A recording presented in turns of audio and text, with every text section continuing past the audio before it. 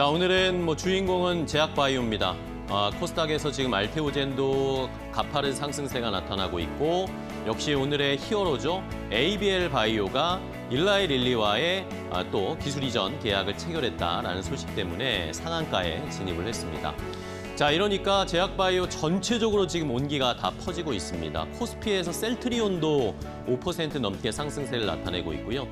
기술 이전에 관련된 앞으로 다음 타자가 누가 될까 이러면서 시장의 기대감이 또 퍼지고 있죠. 다른 기술 수출 가능성이 있는 제약바이오 종목들도 코스닥에서 많은 상승세를 보이고 있습니다. 이러다 보니 오늘은 코스닥이 훨씬 강한 외국인들도 코스닥에서 매수를 하는 그런 시장이 펼쳐지고 있습니다. 자, 전반적으로 돌아가면서 순환매하면서 이 섹터나 업종들이 상승세를 나타내고 있는데, 이렇게 좋은 시장에서 지금 파마 리서치는 유난히 또 어제 오늘 하락세를 나타내고 있거든요. 가지고 계신 투자자분들은 깜짝 놀라셨을 것 같습니다. 어제 실적 발표하고 나서 파마 리서치가 급락을 하고 있는 상황인데 왜 그럴까요? 제약바이오는 지금 다 좋은데 파마 리서치만 고전을 면치 못하고 있습니다. 앵커 브리핑으로 함께 알아보도록 하겠습니다. 자, 파마 리서치 어제 실적을 발표했습니다. 실적을 어제 발표할 거라고 예고를 하고 있었기 때문에 그 전에 최근 한 2달 동안 파마 리서치의 주가가 계속 하락세를 나타내고 있었거든요. 올해 상반기 여름까지만 해도 파마 리서치의 주가가 최고치 행진을 계속 펼치고 있었는데 2달 새 좋지 않은 모습을 나왔고, 어제 3분기 실적을 발표했습니다. 그러고 나서 주가가 급락했습니다. 자, 어제 차트를 좀 보시죠. 자, 어제 이걸 분봉으로 어제와 오늘 오전까지의 차트를 보여드리는 건데, 실적 발표하기 전에 조금 조정을 받다가 실적이 나왔습니다. 실적이 생각보다 괜찮았거든요. 그래서 주가가 튀더라고요. 그래서 실적에 좋은 결과물을 보고 이제는 주가가 어느 정도 좀 선방할 수 있겠구나라는 생각을 했는데, 그 뒤로 오후장이 되니까 갑자기 10%가 떨어졌습니다. 장중에 10% 급락을 하면서 어제 파마 리서치가 거래를 마감했고요. 이제 오늘 아침에도 그러면 이제 좀 어제 하락을 만회할까라는 생각이었지만 오늘도 여지없이 주가가 떨어지면서 장중에 5% 넘게 하락세, 지금은 조금 이제 만회를 하고 있는 모습입니다. 자, 이러니까 투자자분들, 만약에 파마 리서치 가지고 계신 주주분들이라면 어제 파마 리서치 무슨 문제가 있어? 뭔가 사고가 발생한 거야? 아니면 악재가 있나? 라고 생각을 하셨을 텐데, 막상 자료나 뉴스들을 찾아보면 파마 리서치 안 좋은 일이 눈에 띄는 것은 없었습니다. 그러다 보니까 파마 리서치 뭔가 안 좋은 일이 있나 걱정하시는 분들이 아마 많으셨을 것 같습니다. 자, 일단은 어제 실적 발표한 것들을 좀 체크해봐야 되겠죠. 다음 페이지 보시면서 어제 3분기 실적 발표 내용들을 좀 정리해드리도록 하겠습니다. 자, 일단은 전반적으로 봤을 때 나쁘지가 않았습니다. 지난 3분기에 매출이 1,354억 원을 기록을 했습니다. 그러면서 전년 동기 대비해서 50%나 넘게 매출이 증가했고요. 영업이익도 619억 원이 나오면서 전년 동기 대비해서 무려 77%나 증가한 영업이익을 기록을 했습니다.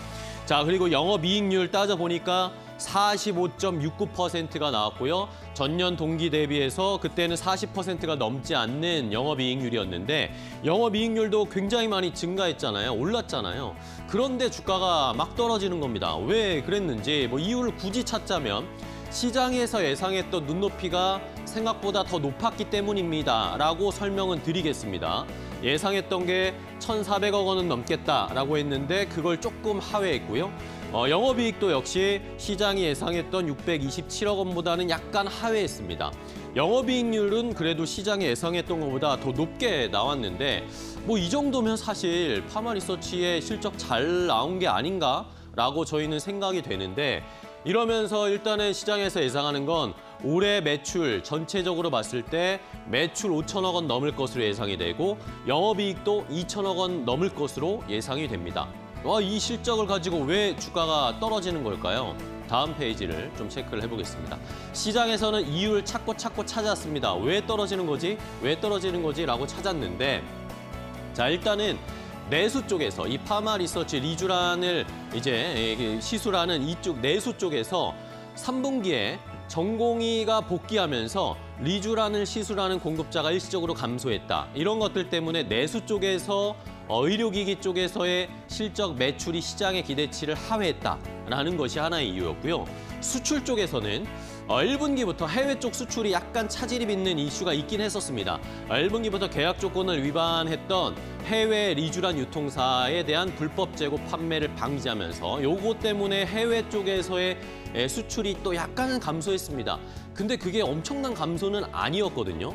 그리고 또 마지막으로 하나 더 굳이 이유를 찾자면 최근의 수급 상황을 봤을 때 시장이 워낙 강세고 반도체나 뭐 2차 전지나 오늘처럼 뭐 제약 바이오나 이쪽으로 쏠리다 보니까 의료 미용 섹터로 최근에 수급이 조금 돌아오지 않는 그런 이슈 때문에 수급적으로 봤을 때도 전반적으로 의료 미용 쪽이 약할 수밖에 없었다. 뭐 이런 세 가지의 복합적인 이유가 작용했다라고 지금 증권사들은 분석을 하고 리포트를 써서 내고 있더라고요. 오늘 아침에 파마리서치 분석 리포트가 굉장히 많이 나왔습니다.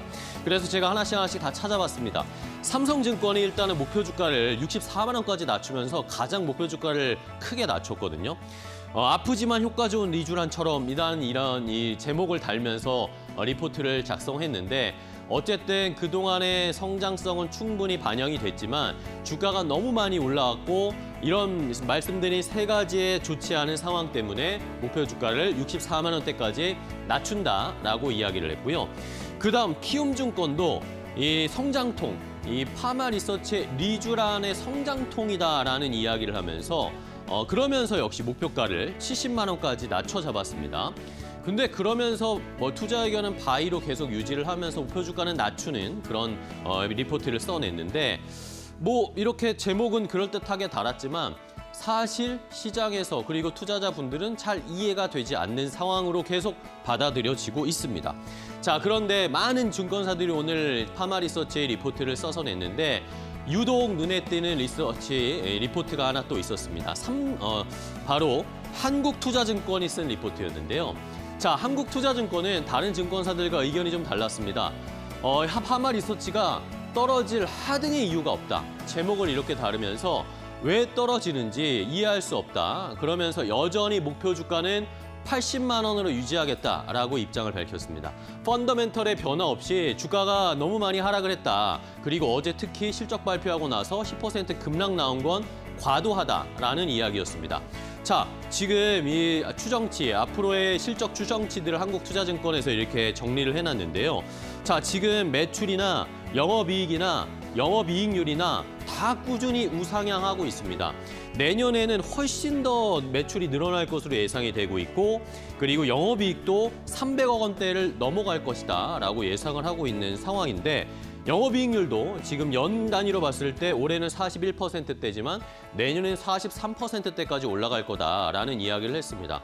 자, 그러면서 아까 말씀드렸던 다른 증권사들이 파마리서치의 하락 요인 굳이 찾아서 썼던 그런 것에 대해서 하나씩 반박을 했는데요.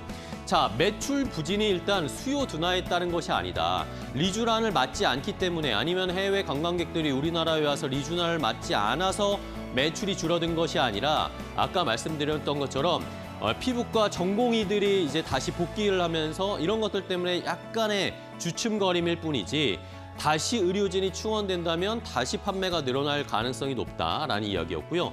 그리고 이제 추워지고 있잖아요. 겨울이 오고 겨울방학이 오고 또 크리스마스, 연말, 또 설 연휴 이런 것들이 찾아옵니다. 그럴 때 어떻게 합니까? 그럴 때 시술 많이 받으시잖아요. 그런 겨울 성수기로 다시 진입을 하고 있기 때문에 지금의 약간의 부진은 크게 걱정할 필요가 없다라는 이야기를 했습니다. 그리고 마지막으로 아까 말씀드렸던 해외 쪽에서의 계약 위반 때문에 수출이 약간 줄어든 것에 대해서도 이 계약 위반된 사항과 관련해서도 3분기 중에 조치를 완료했기 때문에 이제 다음 분기나 내년부터는 이런 것에 대한 리스크가 줄어들 것이다. 이런 것은 단기적인 이슈일 뿐이다라고 해석을 했습니다. 자, 시청자 여러분들은 파마리서치 여러 증권사들의 리포트 어디에 조금 더 손을 들어주시겠습니까? 일단은 오늘은 하락을 좀 멈추는 파마리서치의 주가 흐름을 좀 체크해 봐야 되겠고요. 다른 제약바이오 관련된 아니면 화장품 관련된 종목처럼 조금 더 상승이 나올 수 있기를 기대해 보겠습니다. 앵커 브리핑이었습니다.